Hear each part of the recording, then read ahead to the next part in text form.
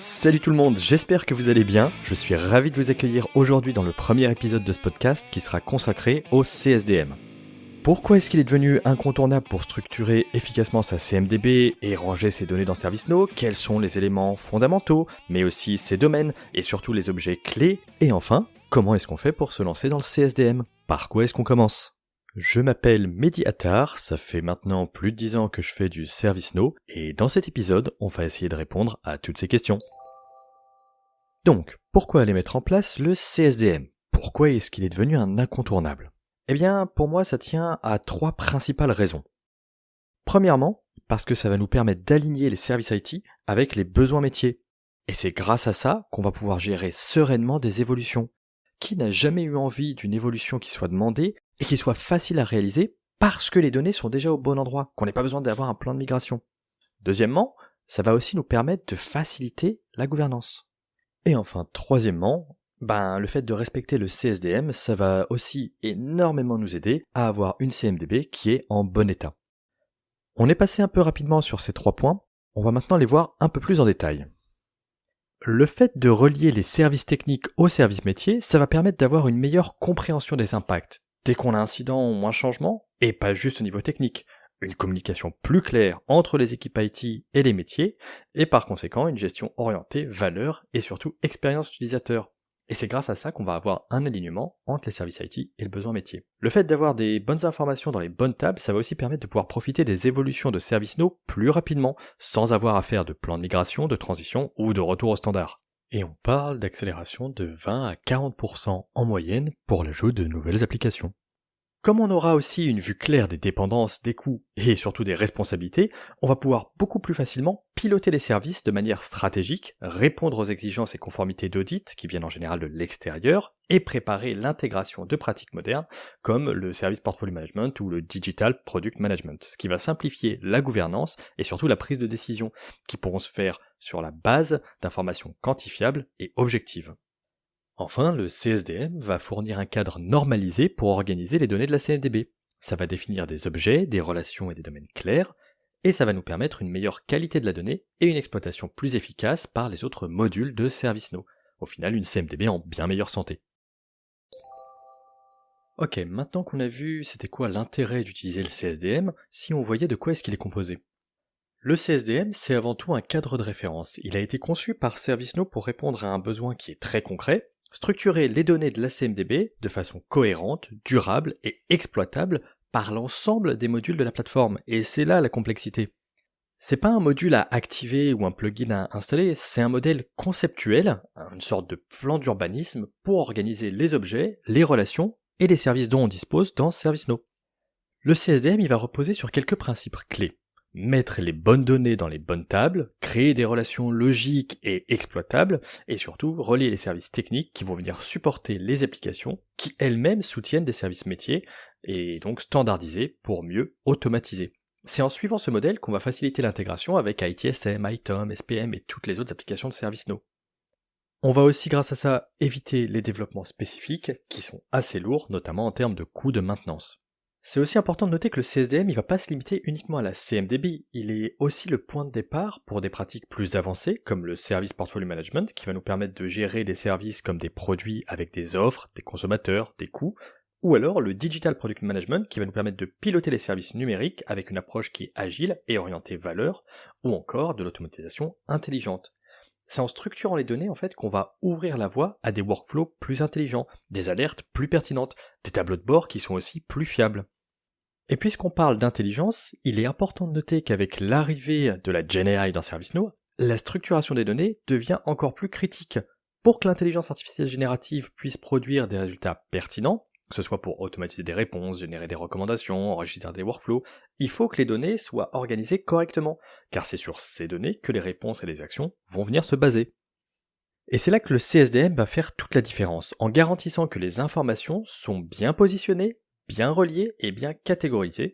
On va permettre à la GenAI de s'appuyer sur une base solide et donc d'en tirer le meilleur.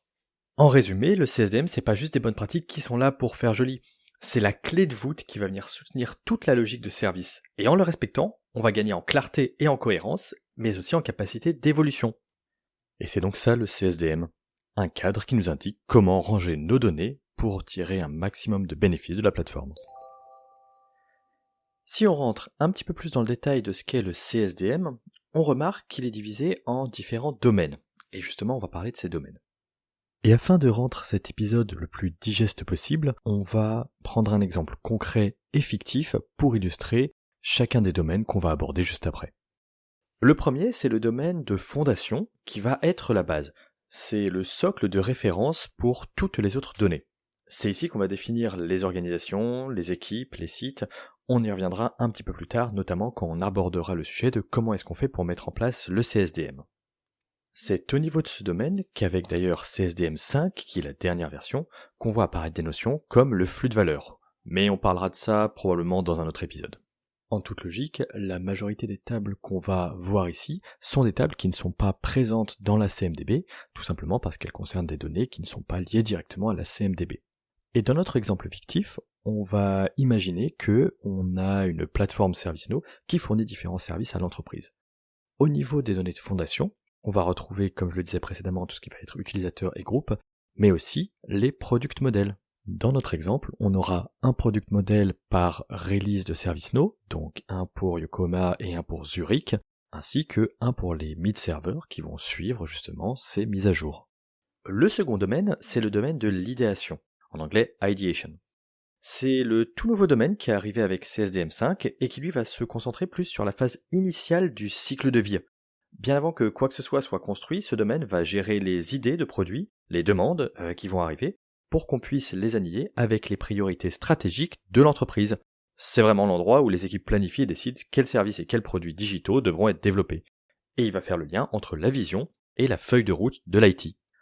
On va par exemple retrouver ici les Product ID ou les Planning Items, ces deux éléments étant très importants quand on cherche à planifier ce que vont devenir nos product models qu'on a vus juste avant. Donc on peut imaginer ici une idée qui plus tard deviendrait une demande qui serait ensuite implémentée dans notre environnement ServiceNow ou n'importe où ailleurs. Forcément, après les idées, viennent la partie design. Le nom du domaine a un peu évolué, avant il s'appelait juste design, maintenant c'est design et planning, mais on reste dans la même philosophie. On va donc y trouver les capacités métiers, ce que l'entreprise fait, et les applications métiers, comment l'entreprise le fait. Ce domaine, il va être essentiel pour APM, par exemple. Donc APM, c'est Application Portfolio Management, et il va nous permettre d'aligner les applications aux objets stratégiques, et il va être utilisé pour concevoir la structure logique des services et des applications avant leur construction. Pour continuer sur le même exemple, on aurait au sein de ce domaine les Business Applications, qui vont englober l'ensemble des ressources, infrastructures et logiciels qui permettent de fournir des services aux métiers. Et donc dans notre cas, ce serait par exemple dans les Business Applications, l'application HRSD ServiceNow, ou alors la notion générique de ServiceNow Mid-Server. Vient ensuite le domaine du build et de l'intégration, donc celui-là il va se concentrer plus sur la création concrète de nos produits et de nos services. Forcément il va être complètement lié aux pratiques DevOps, et il va gérer tous les composants du cycle de vie de développement logiciel, les SDLC Components. Évidemment, ça va être un composant très important et c'est l'endroit où le code va devenir un service qui pourra par la suite être consommé. C'est aussi important de noter que ServiceNow a noté l'importance de l'IA et a déjà ajouté dans ce domaine de nouvelles classes qui vont nous permettre de ranger nos différents éléments d'IA, donc nos AI Digital Assets. Et donc pour continuer notre exemple fil rouge, on pourrait retrouver ici des composants d'application qui seraient ensuite à déployer dans ServiceNow si on développe par exemple une application custom ServiceNow, ou alors, si on veut rester dans le domaine de l'IA, peut-être des LLM, ou alors encore des datasets. Le Managed Technical Services devient Service Delivery, mais il reste le même dans l'essence, c'est-à-dire qu'il va rester le cœur de l'ITOM, et c'est ici qu'on va avoir les instances de nos services techniques qui vont venir supporter les différents services qui sont fournis. Donc on va retrouver nos CI qui vont être liés aux services qu'ils supportent. Ce domaine va évidemment être l'un des plus importants pour la gestion des changements et l'analyse des impacts en production.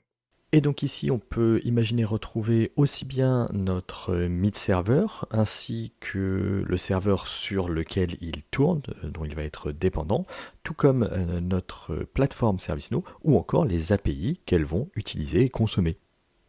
Et enfin, le dernier domaine, Sell and Consume, devient Service Consumption, ce qui est bien dommage parce que c'était vachement plus facile à prononcer avant, mais ceci mis à part, l'essence du domaine reste la même, c'est-à-dire être la vitrine de l'IT pour les utilisateurs finaux. C'est fait pour que tout le monde, qu'on soit employé ou client, puisse venir consommer facilement les services dont on a besoin. Et justement, ces services vont être supportés par Service Delivery, qui est le domaine qu'on a vu juste avant. C'est donc forcément un domaine qui va être beaucoup utilisé par SPM et CSM.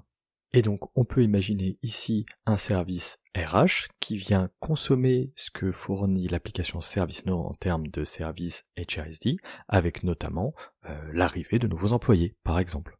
Et donc, le fait d'avoir rangé nos données au bon endroit, ça va nous permettre d'avoir une meilleure vue d'un point de vue technique, mais aussi organisationnel.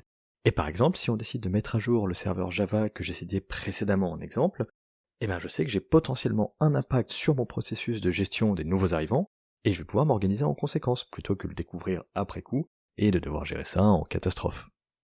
Vous aurez noté d'ailleurs que depuis la version 5, ils ont retravaillé leur façon de représenter justement ces domaines pour leur donner une notion chronologique qui soit bien plus facile à exploiter. Avec ce dernier domaine, on a enfin un tableau complet de ce qu'est le CSDM. Petite parenthèse d'ailleurs, il existe dans le ServiceNow Store une application appelée CMDB et CSDM Data Foundation Dashboard qui a le mérite d'être gratuite à l'heure où j'enregistre cet épisode. Elle est composée de 2 modules, un pour la CMDB et un pour CSDM, et elle apporte des tableaux de bord qui fourniront des indicateurs clés qui évaluent les configurations mais aussi les customisations au sein de la CMDB, avec des résultats visibles et colorés, vert ou rouge, ainsi qu'une priorité pondérée pour faciliter la planification, et chaque indicateur comporte en général un lien vers une URL avec un guide de correction pour fournir des informations générales et proposer des solutions. Et le tableau de bord qui concerne CSDM, lui, va vraiment plus se concentrer sur les éléments de données de fondation pour soutenir les étapes de l'adoption du CSDM. Ok, tout ça c'est bien joli, mais la question qui revient souvent c'est comment est-ce que je fais pour démarrer ? Eh bien la réponse c'est on ne court pas avant de savoir marcher. ServiceNow va nous proposer justement un modèle progressif pour ça, basé sur 5 grandes étapes: Foundation, Crawl, Walk, Run et Fly. Et ce modèle, il va se décliner en 2 versions, une plutôt orientée application et l'autre orientée plutôt service, et on va parler ici surtout de la version orientée service.